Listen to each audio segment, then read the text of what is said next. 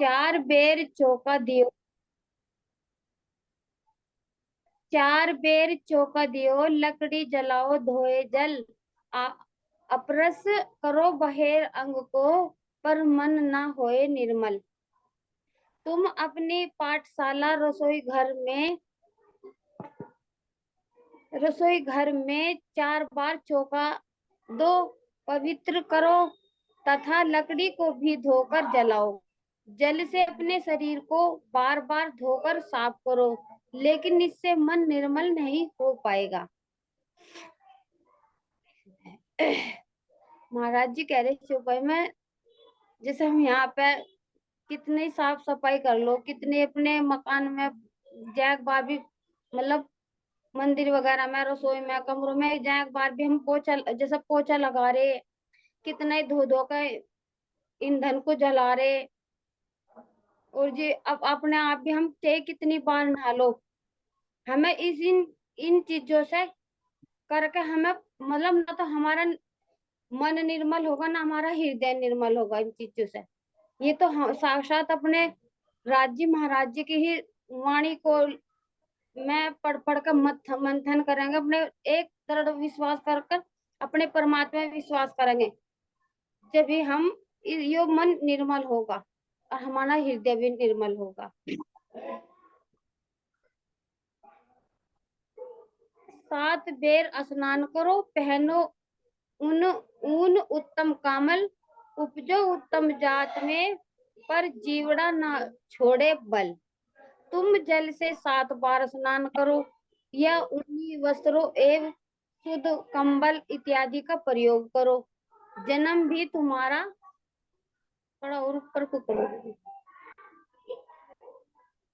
जन्म भी तुम्हारा ऊंची जाति में हुआ हो, फिर भी इन कर्म कांडों से जीव माया को नहीं छोड़ सकेगा।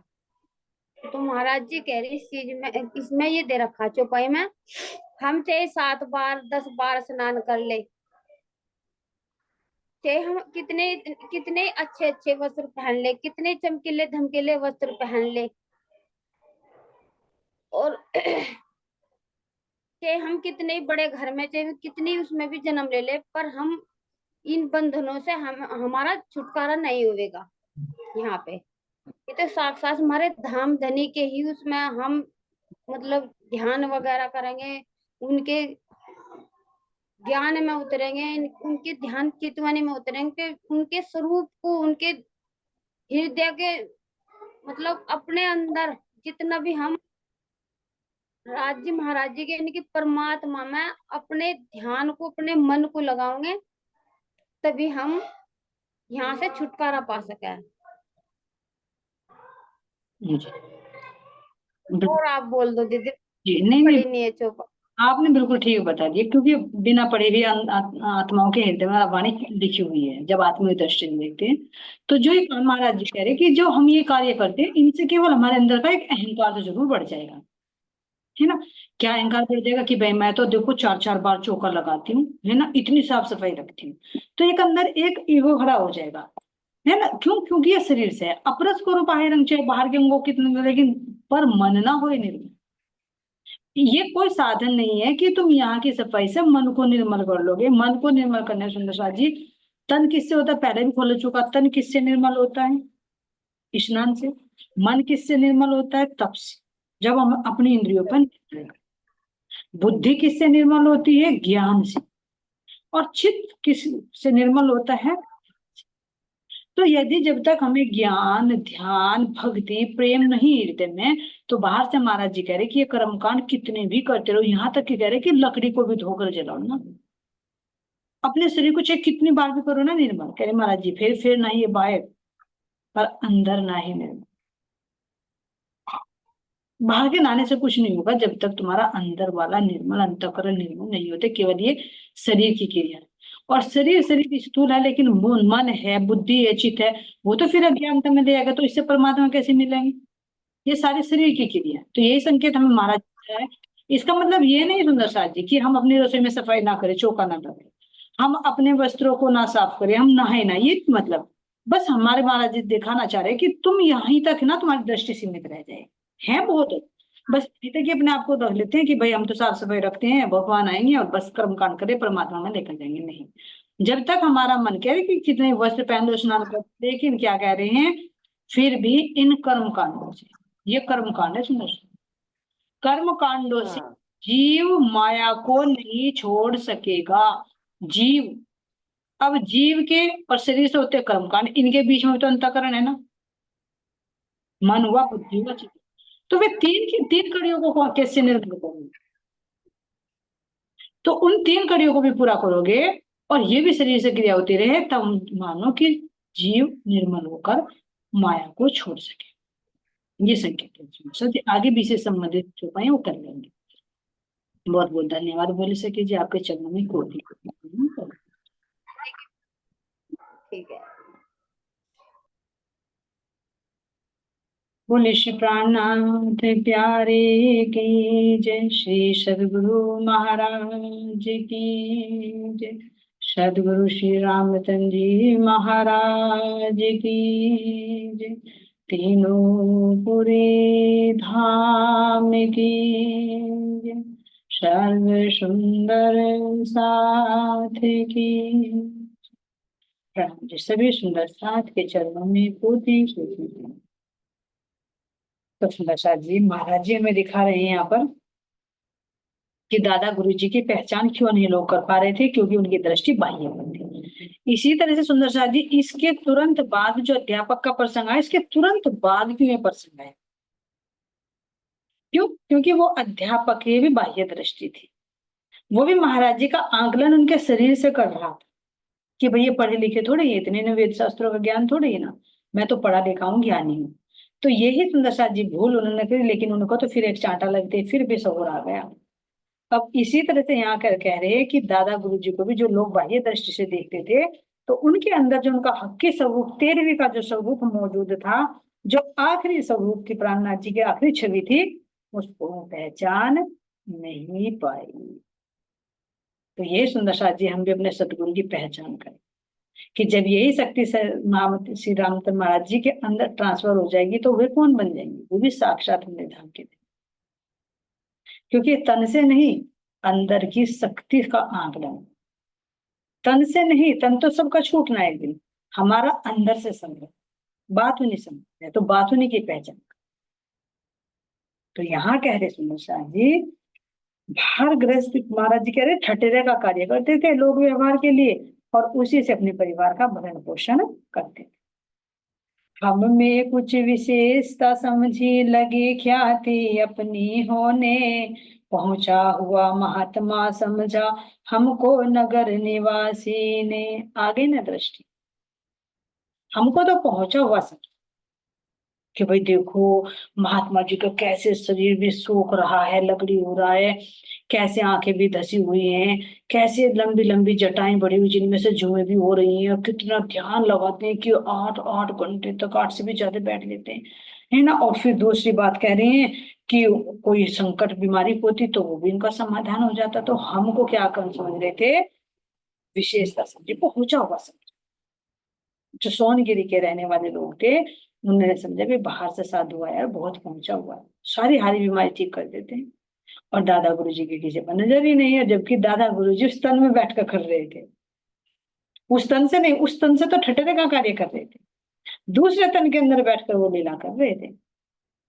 तो कहा पहुंच हारी बीमारी और संकट पड़ने पर आते नर नार, जो हम कहते या दे देते ठीक उतरता सभी प्रकार।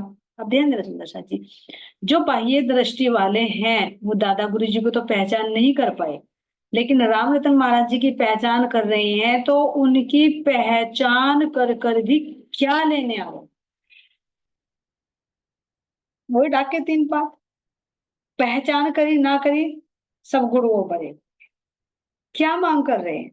हारी बीमारी, कि घर कोई गहरी बीमारी होती थी, कोई संकट आ सकता था, कोई भी आ जाता है, किसी पर भाई धन का हो सकता है, किसी पर स्वास्थ्य का हो सकता है, किसी पर परिवार का हो सकता है, किसी पर नौकरी पैसे का हो सकता है, कुछ भी हो सकता है। तो कह रहे महाराज जी कि हारी बीमारी और संकट पड़ने पर सब मेरे पास आने लगे, और जो हम कहते थे या कुछ दे देते थे, या आशीर्वाद दे दिया या बबूती दे दी, धुना रमता था, है ना, या कह देते थे तो वो बात सही हो जाती थी, तो उनका और विश्वास आने लगा। तो कहने लगे भाई ये तो महात्मा जी के वचन सत्य निकलते हैं।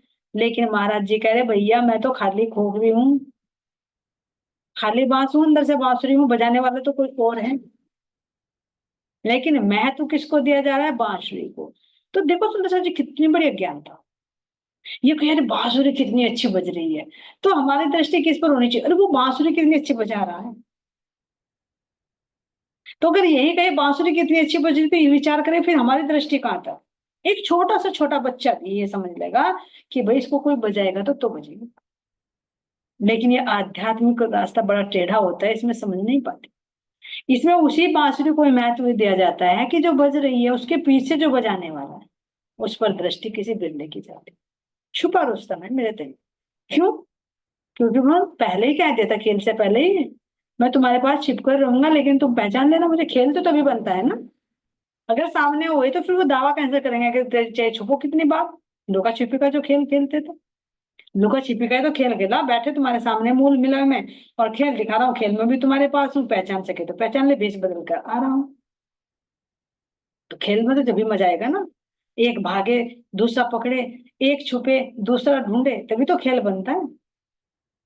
अगर कोई दौड़ ही नहीं रहा, सीधा खड़ा भी पकड़ ले तो पकड़ने वालों को क्या मजा आएगा? बनेगा ही नहीं खेल।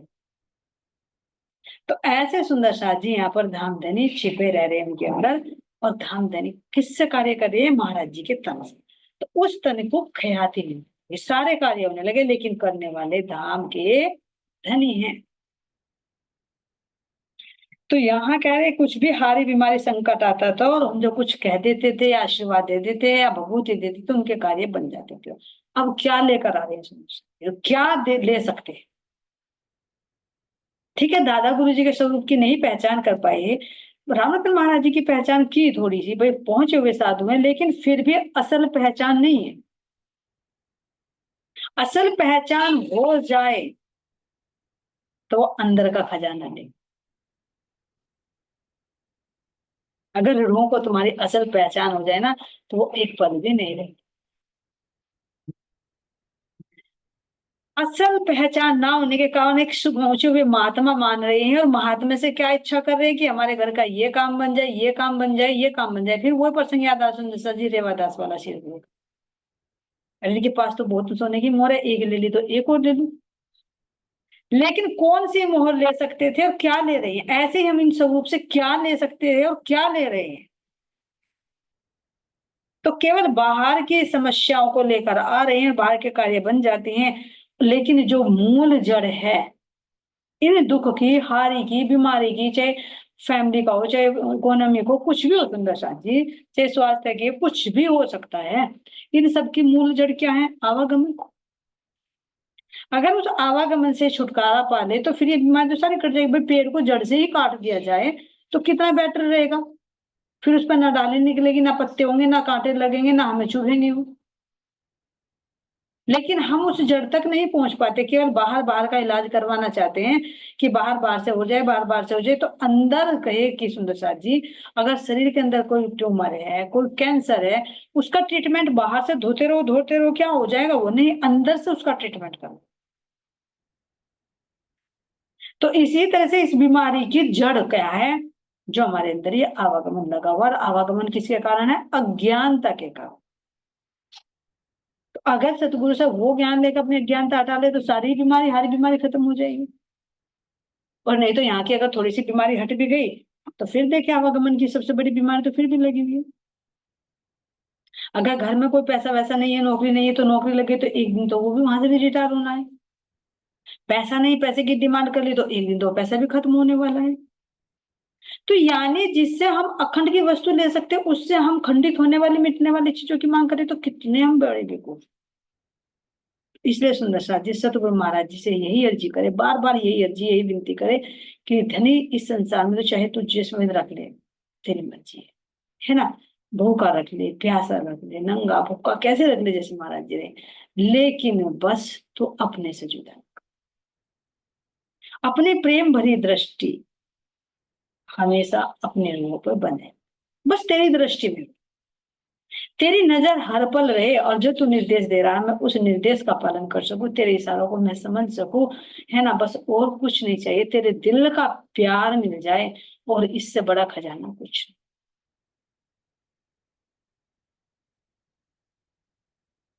तो ये मांग भी सुंदर शाह जी सपुरदारी करते हैं।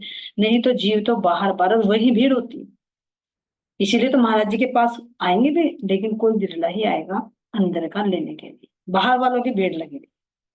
और बाहर भीड़ वालों से क्या होता है, महाराज जी को परेशानी होती है। उसी बात को अब आगे बता रहे हैं, कह रहे हैं, संकट ग्रस्ती का जो कहते संकट उससे हट जाता, भस्मिया विभूति देने पर रोगी चंगा हो जाता। संकट ग्रस्ती का, भाई गृहस्थी में सबसे बड़ी संकट परेशानी बनी रहती है, क्यों? क्योंकि गृहस्थी में मोह जुड़ा होता है। मेरा पति, मेरे बच्चे, मेरा घर, मेरा बिजनेस, मेरी प्रॉपर्टी, सब कुछ, मेरे रिश्ते नाते, सब कुछ बना रहे थे। तो कह रहे कि कोई भी संकट आ जाता था तो हमारे कहते ही हमारी जो भभूति होती थी वो देते ही क्या हो जाता था, वो संकट उसका हट जाता था। लेकिन अंदर का संकट नहीं मिटता। क्यों? क्योंकि जब वो सतगुरु से मांग ही नहीं रहे। भाई धनी तो देने के लिए तैयार है, हम क्या मांग रहे हैं वही तो देंगे वो। मोर मिलाप में भी हमने खेल मांगा तो खेल दिखाया। वो तो कितना लाड कर रहे हैं, तुम जो भी लोगे मैं दे रहा हूं। लेकिन कुछ ऐसी चीज जो तुम मांग कर लेते हो तो उसमें देते हुए मैं भी सोच चाहता हूँ कि बहुत कष्ट हो, लेकिन फिर भी मैं वहां पर अपना आड़ा पर्दा देकर तुम्हारी वो मनोकामना भी पूर्ण करता हूँ। तो खेल दिखाया ना। अब खेल में भी हम इस माया को मांग रहे हैं तो भी माया दे रही है सुंदर साथी। क्यों? क्योंकि ध्यान देना, हम अगर गृहस्थी में फंसे हुए ना तो गृहस्थी की हमारी मांग है। मैं खुद कह रही हूँ, मेरी अपनी मांग है, अपनी डिमांड। खेल की हमारी अपनी मांग, चॉइस हमारा जिन्हें तो हमें दे दिया। चाहे तुम परमधाम ले लो, चाहे तुम संसार ले लो, लेकिन हमारी चॉइस है तो हम संसार की ही डिमांड करते हैं। तो धनी नहीं दे रहे हैं, ले लो, कमी हमारी तरफ से। जब भी तो इंद्रावती कह रही कि अब कैसे मैं अर्ज करूं बखों के मांगे। कैसे अर्ज करूं कि धनी बुला लो, धनी खेल ना दिखाओ। खैर है धनी, तो खेल तो तूने मांगा, मैं तो तेरा लाड पूरा कर रहा हूँ और उसमें भी मैं तुझे कष्ट नहीं दे रहा। तेरे साथ साथ तेरे लिए इस्राफिल जबराइल फरिश्ते खड़े कर रखे पहरेदार की तरह, और मैं भी अपना आड़ा दे देता हूँ वहां पर जहां तेरे पर संकट आता है। तेरे नश्वर तन पर भी संकट आता ना, वहां भी मैं पल पल तेरे साथ हूँ। इससे बड़ा प्रेम क्या होगा? यहाँ का पति भी एक बार ये कह देता है कि तुझे वहां ना जा, अब मैं तो जाऊंगी। मैंने ना आ जाना, मैं तो जाऊंगी। आज तो चले जी, मैं क्या मना कर रहा हूँ, मैं तो नहीं जाऊंगा, तू चल, कुछ भेज देता आगे। और कुछ अनहोनी हो जाए तो कहेगा तुझे पहले नहीं मना किया था। वो फिर ऊपर से संभालेगा नहीं, झापड़ जरूर लगा देगा, तुझे पहले ना रोका था जब तू मानती नहीं मेरी। लेकिन मेरे धनी ऐसे नहीं, वो फिर भी प्यार से कहते कोई बात नहीं, तूने मांग की ना, कोई बात नहीं, मांग कर दी तो मैं खड़ा हूं वहां पर। वो चोट भी सुंदर साथ जी खुद सहन करते हैं। अब ये कहे कि कैसे, कि 12 ब्रह्म मुनियों को कोड़े बरसे थे, वो कोड़ों की मार किस पर पड़ी? हंसते हंसते कैसे झेले वो सारी पीड़ा, वो सारा दर्द धनी ने अपने ऊपर लिया। जब छत्रसाल केल नदी पार कर रहे थे, घोड़ों के चिन्हों के निशान किस पर पड़े थे? वो धनी की पीठ पर पड़े थे। देखा सुंदर सा। गोपाल मणि जी महाराज जी के जब देखो वो नदी पार कर रहे थे, किसने पार करे थे? वो कीचड़ किनके लगा था? गोपाल मुनि जी पर लगा था, जब बैजनाथ जी नदी पार कर रहे थे जन्माष्टमी पर जाने के। ऐसे सुंदर साथ जी महाराज जी के बीतक में भी श्रवण करेंगे आगे कि जो सुंदर साथ का कष्ट होता है वो कैसे भी अपने ऊपर ले रहे, कौन ले रहा है उनके अंदर? रामधनी ले रहे हैं सुंदर साथ। कितना लाड है, कितना प्यार है, महसूस कर। बस यही रो के जब मांगो कि धनी संसार का कुछ नहीं चाहिए। क्यों? क्योंकि दिख रहा है कि सब कुछ दुख देने वाला है, सब कुछ छूटने वाला है, लेकिन बस तेरा दरबार न छूटे, तेरा प्यार न छूटे। तो यहाँ सुंदर साहब जी कह रहे हैं कि जिसको बाहर की पहचान हुई वो केवल बाहर की ही बीमारी को लेकर आ रहा, अंदर की बीमारी को काटने के लिए वो नहीं आ रहा है। इस प्रकार से हमें मान्यता नागरिकों ने दी अत्यंत, जिसे समझते थे हम बाधा, बाधा भी कैसी बेअंत। अब देखना सुंदर साहब जी यहाँ पर इस प्रकार महाराज जी कह रहे, इस प्रकार हमें सोनगिरी में बहुत मान्यता देने लगे जो वहां के नागरिक थे। लेकिन जिसे समझते थे हम बाधा, और बाधा भी कैसी, बेअंत, जिसका कोई अंत नहीं। अब क्यों सुंदर साहब जी विचार करें, क्यों कह रहे महाराज जी कि मुझे बाधा लगने लगी, क्या इसका मेन कारण क्या है? जिस बात की मुझे इच्छा है, जो मुझे प्रिय है, वो बात तुम नहीं करते, बाहर की बात आकर करोगे तो मैं तुम्हें कितना टाइम दे पाऊंगी? भाई मेरी इच्छा है कि तुम मेरे धनी की बात कर, चल सके परम धाम लोगों में, है ना? बता जमुना जी, बता पाट घाट पर कैसे कैसे जीतना करते हैं, तूने कौन सी लीला करी, है ना? जैसे अभी गई हरियाली थी, अब भोले से कि मुझे बता भाई कहाँ झूला झूल रहे हो, डाल रखी है झूल? अरे हाँ डाल रखी है, कहाँ पे? बटपीपल की चौकी में डाल रखी है।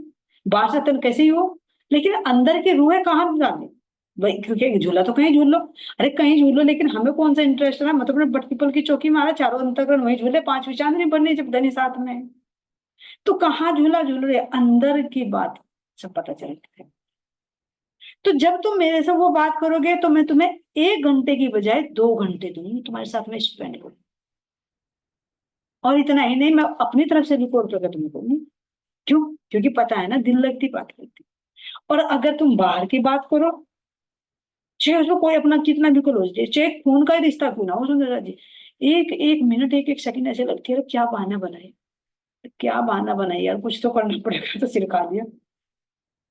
अब कभी कभी तो ऐसा होता है झूठ भी बोलना पड़ जाता है, फोन पर भी कहना पड़ता है, हाँ हाँ अभी अभी अभी आई, बस थोड़ी सी बात कर रही हूँ, अभी आई बस। और सामने वाला कुछ नहीं देगा, हाँ भाई क्या बात हो रही है? तो क्यों? ये झूठ नहीं सुनना चाहिए, ये अपने अंदर जो कचरा बढ़ता है ना, उससे बचाव है। और जहां अपना बचाव हो रहा है, कई जगह झूठ बोलने की भी अनुमति। क्यों? क्योंकि नहीं तो हमारे अंदर का गंदा हो जाएगा। और जहां तो ऐसे महाराज जी यहाँ पर कह रहे कि ये मुझे बाधा लगने लगी, जो लोग घेर घेर करने मुझे बैठने लगे, हर पल आए कोई ना कोई बैठा रहता है, और क्या क्या करता, संसार की मांग, अंदर का कोई नहीं लेता। तो महाराज जी कह रहे कि ये मुझे मुझे तो आनंद उसमें आता है, लोग बाहर की बात करते तो भैया मुझे तो ये बाधा लगने लगी। नहीं तो सुंदर शाह जी देखो, जो बाहर का होगा ना वो भीड़ से बहुत खुश होता है, भीड़ चाहिए उसको। मैं अपने शिष्यों से इर्द गिर्द घुमा रहा हूँ, क्यों? उसके पीछे स्वार्थ होता है। वो पूछेगे क्यों? क्योंकि जितने शिष्य होंगे भाई, इतना ही मान सम्मान होगा, इतना ही मेरे पर चढ़ावा चढ़ेगा, मेरे तो बदले बदले है, मुझे क्या कुछ लेना है, कौन किसकी आत्मा जागृत हो रही क्या नहीं हो रही। भभूति भी दे दी, किसी का काम बन गया नहीं तो बनता भी नहीं सुंदर से। क्योंकि भभूति क्या है, भभूति के अंदर सतगुरु का आशीर्वाद होता है, राख में कोई बल नहीं होता। जैसे जब इस तन के अंदर, इस जीव के अंदर कोई बल नहीं है, सतगुरु का बल कार्य कर रहा है, तो मतलब भभूति कैसे कार्य कर लेगी? तो जिन हाथों से वो दी जाती है, उनके अंदर वो उनकी पावर होती है, वो उनका आशीर्वाद होता है, तो वो आशीर्वाद काम करता है भभूति के रूप में। नहीं तो वही भभूति तुम दूसरे से ले लो, क्यों नहीं काम करती वो? क्योंकि उनका आशीर्वाद में वो बल नहीं है। तो यहाँ महाराज जी कह रहे हैं कि कोई अंदर का तो लेने नहीं आता, मेरे धनी की तो कोई बात नहीं करता, मुझे तो ध्यान में मुझे जो आनंद आता था उस आनंद से मैं वंचित रहने लगा, और बाहर लोगों की भीड़ लग गई तो मुझे क्या लगने लगी, बाधा लगने लगी। और लगता है समस्या जी, जो भी कोई बाहर की वृत्ति लेकर आता है तो वास्तव में उससे तो यही मन करता है, अरे दूर रहो, चाहे कम हो लेकिन अपने हीरे हो। दिखावे के नहीं, दिखावे के खूब बढ़ा ले खूब बढ़ा ले, और वहां दिन रात लड़ाई झगड़े होते हो, उससे तो कुछ अपना एकांत में रहना ही बेटर। तो ऐसे महाराज जी कह रहे कि मैंने ये बाधा लगने लगी, और बाधा भी कैसी, बेअंत। एक की परेशानी दूसरा, दूसरे की फिर तीसरी, तीसरा चौथा, चौथा है पांचवा, और फिर पांचवा इतना 10वां 11वां हुआ था पहले की, फिर क्योंकि लगी रहेगी। एक खत्म होगी दूसरी आ जाएगी, एक परेशानी खत्म होगी तीसरी आ जाएगी, तीसरी होगी चौथी। तो ऐसे महाराज जी कह रहे ये तो सर्किल बंद चले गए, लेकिन मैं अपने धनी से कब उस आनंद में डूबूं ना? इस स्थिति में तो जाकर इंद्रावती भी कह रही है कि तू उम्मत को समझाते समझाते अपनी उम्र गंवाती जा रही, तो अपने लिए कब करेगी? इनके लिए तो अपने धनी का वो आनंद वो खो खो रही है, तो तू अपना आनंद कब लेगी? क्यों? तो सुंदर साथ जी यही है कि एक बाहर का होता है और एक अंदर। तो यहाँ महाराज जी उसको बाधा समझ रहे हैं सुंदर सा जी। देखो जागरूक ही बाधा समझेगा, नहीं तो बाहर का नहीं समझेगा। उसके आन उनके आन जान से हमको विघन बहुत ही होता था, हरदम कोई खड़ा ही रहता, भजन भंग यो होता था। महाराज जी कह रहे कि जो मैं भजन करता था, जो मेरा मन भजता था, है ना, जो मेरे सतगुरु मेरे धनी मुझे बताते थे, मैं 25 पक्षों में रमण करता था, अपने धनी के सुंदर स्वरूप को निहारता था, तो उसमें मुझे बाधा आने लगी। तो इससे क्या शिक्षा मिली सुंदर साथ जी? अपना कुछ प्राइवेट समय भी होना चाहिए जो हम धनी के साथ। हर पल ये नहीं कि हर पल भाई हम चर्चा में सुंदर साथ से ही लगे, भले चर्चा हो रही है, लेकिन एक सेपरेट टाइम ऐसा होना चाहिए जिसमें बस तू और मैं। और फिर मैं भी मैं ना रहूं, बस मैं भी तू रहूं। तो जब उस रस में डूबने लगती है, तो उस समय फिर अगर कोई बाधा आ जाए तो बहुत भयानक लगती है सुंदर सा। बहुत से पूछे तो वही वृत्ति होगी कि अंदर से क्रोध भी आता है, दुश्मन दिखता है वो, कोई कितना भी क्लोजली बनाओ, कि इस टाइम आ गया, मेरे आत्मा का आहार लेने का टाइम था, और इस टाइम तू आ टपका। ये है क्रोध जो बदल गया। जो पहले संसार के लिए आता था वो धनी के पक्ष में खड़ा हो गया, कि बस इस मार्ग में मेरे बाधा ना पड़े। लगा श्री, अब कह रहे हरदम कोई खड़ा रहता और मेरा भजन भंग होने लगा, तो मुझे ये क्या लगने लगना, बाधा लगने लगी। एक रोज आकर एक व्यक्ति सोनगिरी का मेरे पास, लगा श्री सतगुरु के प्रति करने निंदनीय बकवास। अब दूसरा प्रश्न बताए कि जब भीड़ लगी रहती है, तो बताया ना सुंदर जी, कोई तो अपनी परेशानी लेकर आएगा, और कोई कोई ऐसा भी आएगा कि वो दूसरे की निंदा चुगली बताए। सब तरह के हैं, हम पता है संसार से तो अच्छी तरह से वाकिफ हो रहे हैं, क्योंकि जीव रचा पचा है ना, कितने जन्म बिता चुका है, अच्छी तरह से ट्रेंड हो रहा है। तो कोई ये नहीं है कि कोई बाधा ही लेकर आएगा, कोई बुराई करने भी आएगा, कोई तुम्हारी भी बुराई करेगा, कोई सतगुरु की भी बुराई करेगा।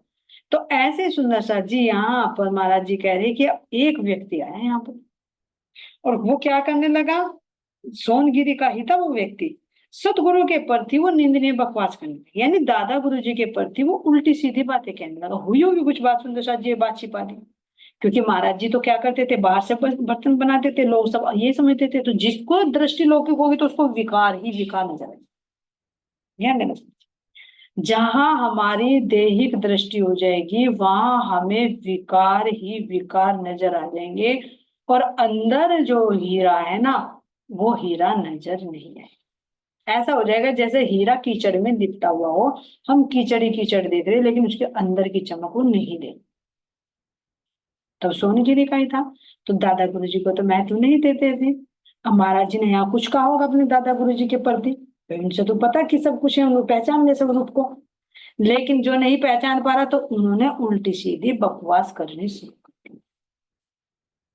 अब क्या करें यहाँ पर, मतलब था बुराई से उनकी, सो उसने आरंभ करी, उसकी जब बकवास सुनी है हमने उसको मना करी। उसका मतलब क्या था, कोई वो अपनी परेशानी लेकर नहीं आया था, उसके अंदर परेशानी क्या थी, उसे ईर्ष्या थी।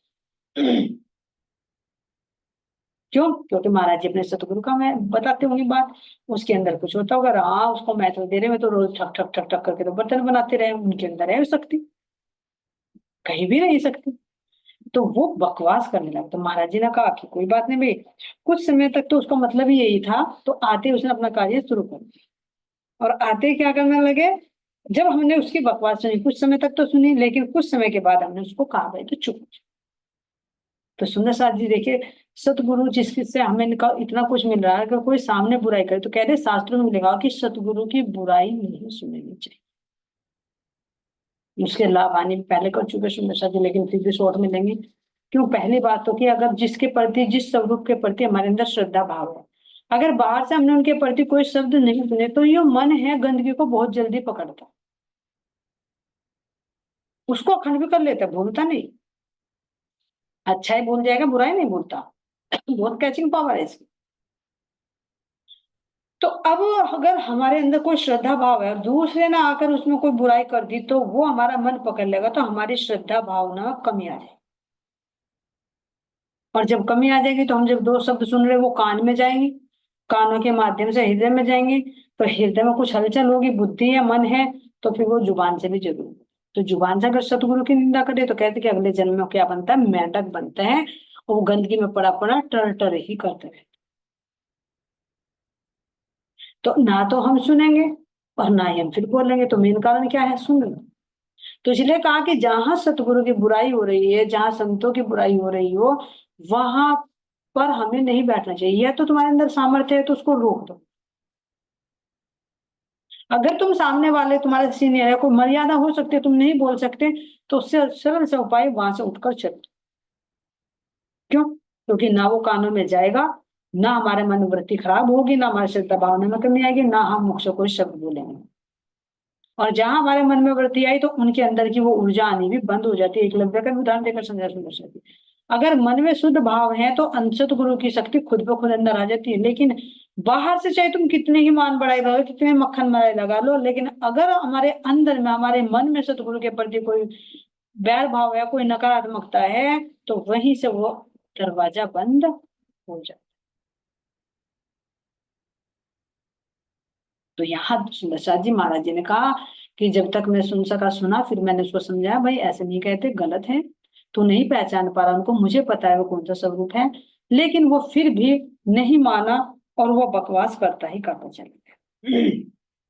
महाराज जी ने फिर क्या कहा, भाई यहाँ ऐसा मत बोलो, निंदा करना ठीक नहीं, किंतु रहा बकता ही फिर भी मानो अपनी नहीं सुनी। बार बार हमने वह रोका पर वह व्यक्ति नहीं माना, बस हमने आवश्यक समझा उसका वहां से उठ जाना। महाराज जी कह रहे कि मैंने उसको बार बार समझा लेकिन फिर भी वो नहीं माना, तो आखिर में मैंने निर्णय लिया कि इसका यहाँ से चला जाना ही ठीक है। सही पूछे तो महाराज जी के अंदर कह रहे यहीं से उठना नहीं, सुंदर जी कह रहे कि वो इस जमीन से भी उठ जाए। क्यों? क्योंकि एक तो जिस तन को लेकर, जिस जुबान से ये सतगुरु की निंदा कर रहा है, तो ये तन भी इसका छूट जाए, यहीं से उठ जाए।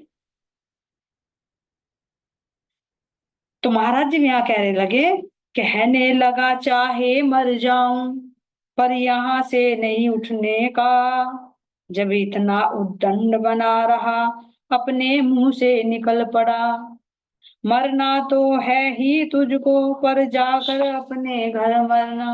महाराज जी कह रहे जब उसने यहाँ तक किया आ गया, महाराज जी ने समझाया, देखो सुंदर जी कितने बार कह रहे कि चाहे मैं मर जाऊं पर यहाँ से नहीं उठूंगा, जो मैं बात कह रहा हूँ वो सत्य है, उनके पास कोई पावर नहीं है, कोई नहीं है, तुम्हारे अंदर है। महाराज जी ने कहा तो तभी तो मरना तेरे अंदर मुंह से निकल गया कि मर जाऊं, तो तुझे भाई मरना है, क्योंकि महाराज जी को देखा मरना तो तुझे है ही।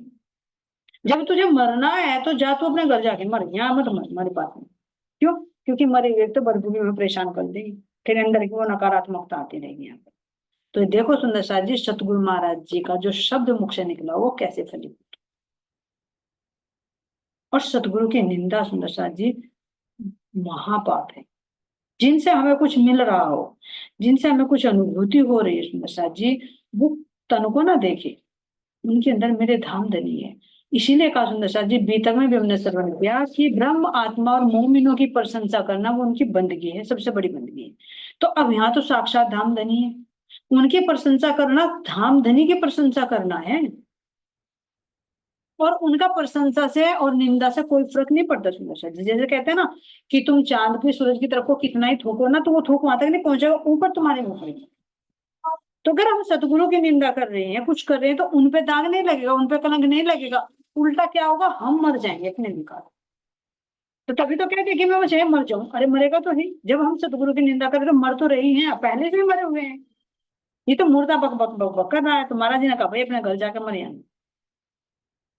कैसे सुंदर साथ जब आगे प्रसंग आता है, कैसे अवस्था होती, क्या घटना घटित होती है, जब सुंदर साथ जी कल सुनेंगे, है ना। आज के लिए इतना ही सुंदर साथ जी।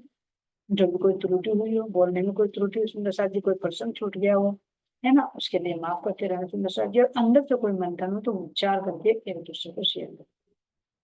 आप सबके सुंदर साथ जी, आपके सबके चरणों में कोटि कोटि प्रेम प्रणाम जी। ये काम का समय भी देने के लिए बहुत बहुत धन्यवाद। सभी को कोटि कोटि प्रेम प्रणाम। बोले श्री कान्हाथ प्यारे की जय। श्री सतगुरु महाराज की जय। धाम के धन्य की जय। कृष्ण कन्हैया लाल की जय। सर्व सुंदर साथ की प्रणाम।